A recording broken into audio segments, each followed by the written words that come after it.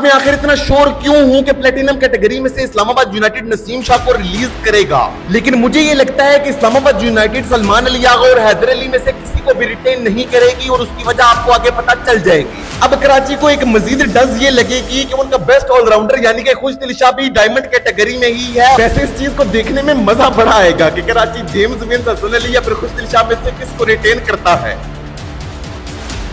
अस्सलाम वालेकुम।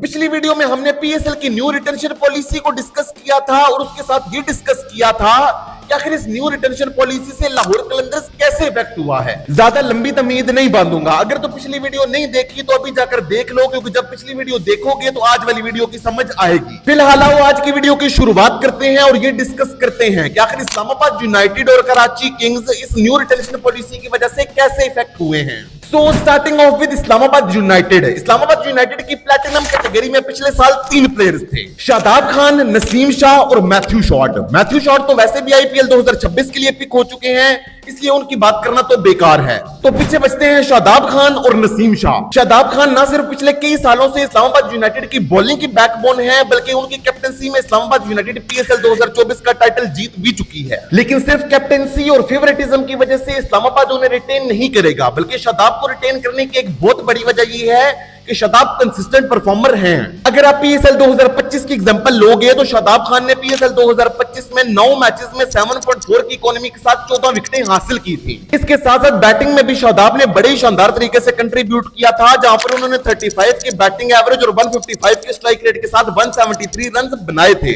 And above all Shadab Khan एक लोकल पिंडी बॉय हैं। इसी वजह से इस्लामाबाद यूनाइटेड मुझे तो कंफर्म है कि शादाब खान को ही प्लैटिनम कैटेगरी में से रिटेन करेगा। अब मैं आखिर इतना श्योर क्यों हूं कि प्लैटिनम कैटेगरी में से इस्लामाबाद यूनाइटेड नसीम शाह को रिलीज करेगा, तो उसकी सबसे बड़ी वजह यह है कि पिछले 2 सालों में नसीम शाह की परफॉर्मेंस T20 क्रिकेट में कोई शानदार नहीं रही है। अगर आप पीएसएल 2025 की एग्जांपल उठाकर देखोगे तो नसीम शाह ने इस्लामाबाद के लिए 10 मैचेस खेले थे, जिसमें उन्होंने 9.04 की इकोनॉमी के साथ सिर्फ 9 विकेटें हासिल की थी। और उसके बाद पूरे साल 2025 में भी पाकिस्तान के लिए नसीम शाह की कोई परफॉर्मेंस इतनी शानदार रही नहीं है। इसी वजह से इस्लामाबाद यूनाइटेड उन्हें रिलीज कर देगा। नॉट ओनली कैप्टनसी बल्कि परफॉर्मेंस भी। और उसके साथ साथ अगर आप इस्लामाबाद यूनाइटेड के बारे में सोचते भी हो तो आपके जहन में सबसे पहले शादाब का नाम ही आता है, तो शादाब की ब्रांड वैल्यू भी है, इसी वजह से इस्लामाबाद उन्हें लाजमी रिटेन करेगा। नो मूविंग ऑन, अब बात करते हैं डायमंड कैटेगरी की। तो पीएसएल 2025 में इस्लामाबाद यूनाइटेड की डायमंड कैटेगरी में 3 प्लेयर्स थे, इमाद वसीम, आजम खान और जेसन होल्डर। इमाद वसीम और आजम खान को इस्लामाबाद ने रिटेन किया था, जबकि जेसन होल्डर को ड्राफ्ट से पिक किया गया था। अब जेसन होल्डर तो आईपीएल 2026 के लिए पिक हो चुके हैं, इसीलिए टसल होगी आजम खान और इमाद वसीम के दरमियान। लेकिन यहां पर इमाद वसीम का पलड़ा भारी रहने वाला है, क्योंकि पीएसएल 2025 में आजम खान ने कोई बड़ी परफॉर्मेंस नहीं दी थी। और इसकी सबसे बड़ी वजह यह थी कि इस्लामाबाद यूनाइटेड ने बड़ी को जीवो गरीब प्लेइंग 11 अपनी बनाई हुई थी पीएसएल 2025 में। कभी हैदर अली 9वें नंबर पर बैटिंग करने के लिए आ रहे हैं, कभी आजम खान 1 डाउन आ रहे हैं, पता नहीं क्या खिचड़ी पकाई हुई थी। इसीलिए आजम खान का चांस तो बहुत ही कम है रिटेन होने का। वहीं पर दूसरी तरफ इमाद वसीम ने पीएसएल 2025 में इस्लामाबाद के लिए बड़ी शानदार बॉलिंग की थी, जहां पर उन्होंने 11 मैचेस में 7.1 की इकोनॉमी के साथ 14 विकेटें हासिल की थी और बैटिंग में भी ठीक ठाक कंट्रीब्यूट किया था। इसी वजह से डायमंड कैटेगरी में से तो डेफिनेटली इस्लामाबाद यूनाइटेड इमाद वसीम को रिटेन करेगा। No moving on, next comes gold category. तो पीएसएल 2025 में इस्लामाबाद यूनाइटेड की गोल्ड कैटेगरी में 3 प्लेयर्स थे, सलमान अली आगा, बेन डॉर्शियस और हैदर अली। बेन डॉर्शियस तो आईपीएल 2026 के लिए पिक हो चुके हैं, तो पीछे बचते हैं सलमान अली आगा और हैदर अली। लेकिन मुझे यह लगता है कि इस्लामाबाद यूनाइटेड सलमान अली आगा और हैदर अली में से किसी को भी रिटेन नहीं करेगी और उसकी वजह आपको आगे पता चल जाएगी। अगर आप पीएसएल 2025 में सलमान अली आगा की परफॉर्मेंस देखो तो उन्होंने 44 की बैटिंग एवरेज और 136 के स्ट्राइक रेट के साथ 201 रन बनाए थे, जो कि एक डिसेंट परफॉर्मेंस है, इतनी बुरी नहीं है। इसके साथ साथ हैदर अली ने भी ऑलमोस्ट 200 प्लस रन बनाए थे, वो भी एक डिसेंट स्ट्राइक रेट के साथ। लेकिन ये परफॉर्मेंस उतनी अच्छी नहीं है कि इस्लामाबाद यूनाइटेड उन्हें रिटेन करे। इसलिए मुझे तो लगता है कि इस्लामाबाद यूनाइटेड गोल्ड कैटेगरी में से किसी को भी रिटेन नहीं करने वाला, क्योंकि इसके बाद वाली कैटेगरीज में इस्लामाबाद के लिए बहुत सारी ऑप्शंस खुली पड़ी हैं। सिल्वर कैटेगरी में मेनली 2 प्लेयर्स के दरमियान मुकाबला होगा, जो कि इस्लामाबाद के 2 बड़े ट्रम्प कार्ड्स भी हैं, कॉलिन मंदरो और Mohammad Nawaz.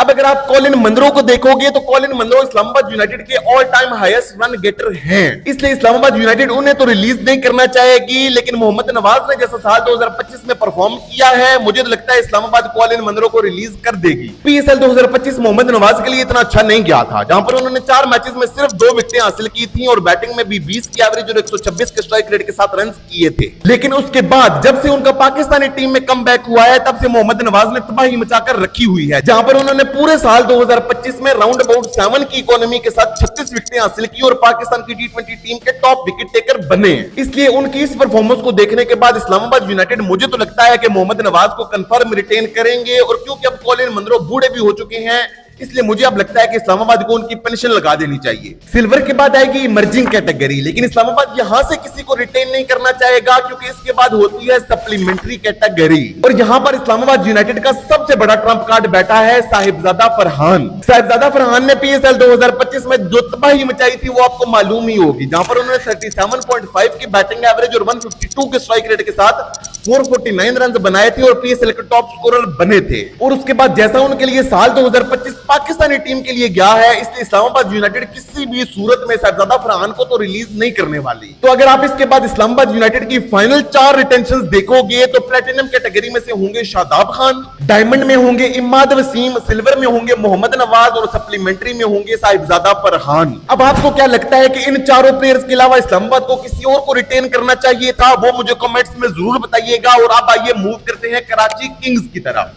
So let's start off with platinum category। तो पीएसएल 2025 के लिए कराची किंग्स की प्लेटिनम कैटेगरी में 3 प्लेयर्स थे, डेविड वार्नर, अब्बास अफरीदी और एडम मिल, और इन तीनों को ड्राफ्ट से पिक किया गया था। अगर आप डेविड वार्नर को देखोगे तो पीएसएल 2025 डेविड वार्नर के लिए बड़ा ही शानदार गया था, जहां पर उन्होंने 11 मैचेस में 33.5 की बैटिंग एवरेज और 154 के स्ट्राइक रेट के साथ 368 रन बनाए थे, और कराची को प्लेऑफ्स में पहुंचाने में उनका बहुत बड़ा हाथ था। इसके साथ साथ आखिरी 4 सालों में डेविड वार्नर वो पहले कप्तान बने थे जो कि कराची किंग्स को प्लेऑफ्स में ले जाने में कामयाब हुए थे, इसलिए कराची किंग्स उन्हें डेफिनेटली रिटेन करना चाहेगा। लेकिन डेविड वार्नर के मुकाबले पर है अब्बास अफरीदी। अब अब्बास अफरीदी की परफॉर्मेंस पीएसएल 2025 में बॉलिंग के साथ बड़ी अच्छी रही थी, जहां पर उन्होंने 10.2 की इकोनॉमी के साथ 11 मैचेस में 17 विकेटें हासिल की थी और कराची के जॉइंट टॉप विकेट टेकर बने थे हसन अली के साथ। अब्बास अफरीदी के साथ भी हारिस रऊफ वाला मसला है कि उनकी इकोनॉमी हमेशा ज्यादा होती है, क्योंकि वो विकेट्स की तरफ जाते हैं और ज्यादातर वो डेथ ओवर्स डालते हैं और मिडिल ओवर्स में बॉलिंग करते हैं,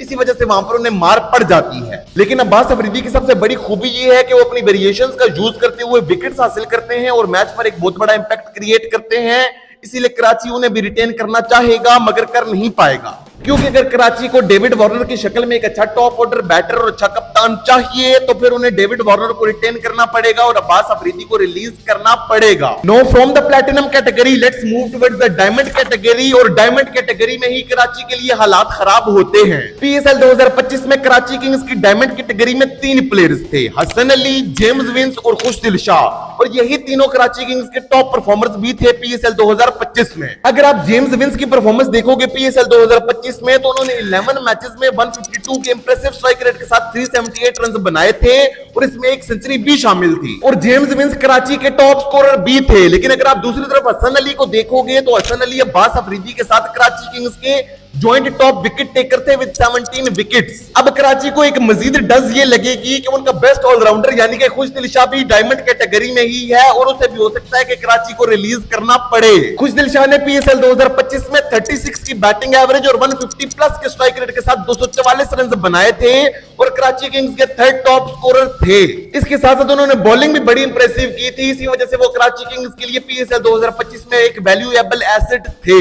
इसलिए तो मैंने कहा ना कि कराची किंग्स डायमंड कैटेगरी में फंस चुका है, क्योंकि उनका टॉप बैटर, टॉप बॉलर और टॉप ऑलराउंडर तीनों डायमंड कैटेगरी में है और इन तीनों में से सिर्फ एक को कराची रख सकता है, बाकी 2 को उसे रिलीज करना पड़ेगा। वैसे इस चीज को देखने में मजा बड़ा आएगा कि कराची जेम्स विंस, हसन अली या फिर खुशदिल शाह में से किसको रिटेन करता है। खैर वो कराची वालों की सरदर्दी है, वो सोचते रहेंगे। हम चलते हैं डायमंड से अब गोल्ड कैटेगरी में। तो पीएसएल 2025 में कराची किंग्स की गोल्ड कैटेगरी में 3 प्लेयर्स थे, इरफान खान नियाजी, शान मसूद और आमिर जमाल। और यहां पर शान मसूद की परफॉर्मेंस के बारे में भी बात करने का कोई ज्यादा फायदा है नहीं, क्योंकि कराची किंग्स ने उन्हें टूर्नामेंट के दरमियान में ही ड्रॉप कर दिया था और उनकी जगह पर एक 19 साल के लड़के यानी कि साद बे को खिला दिया था, इसलिए शान मसूद तो फारिग हैं और कराची उन्हें लाजमी रिलीज कर देगा। अब पीछे बचते हैं इरफान खान नियाजी और आमिर जमाल। आमिर जमाल ने तो पीएसएल 2025 से पहले कहा था कि अगर कोई टीम मुझे डायमंड कैटेगरी में पिक नहीं करती तो मैं पीएसएल खेलूंगा ही नहीं। और जैसे इनकी पीएसएल 2025 में परफॉर्मेंस थी, इन्हें गोल्ड कैटेगरी की बजाय सप्लीमेंट्री कैटेगरी में होना चाहिए था। अब इरफान खान नियाजी की परफॉर्मेंस पीएसएल 2025 में उतनी बड़ी नहीं रही थी, लेकिन आमिर जमाल और शान मसूद से बेहतर ही थी,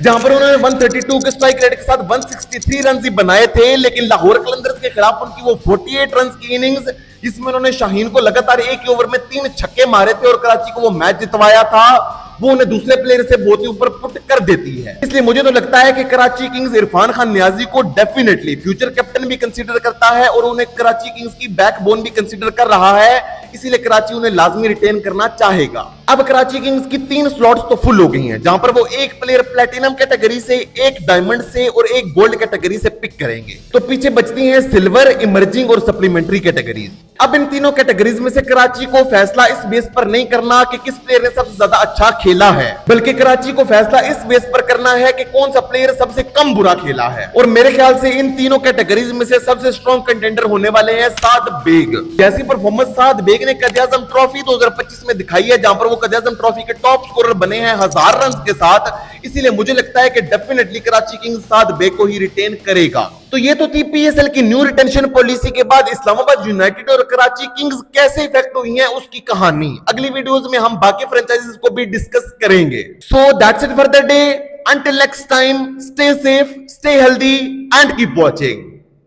अल्लाह हाफिज।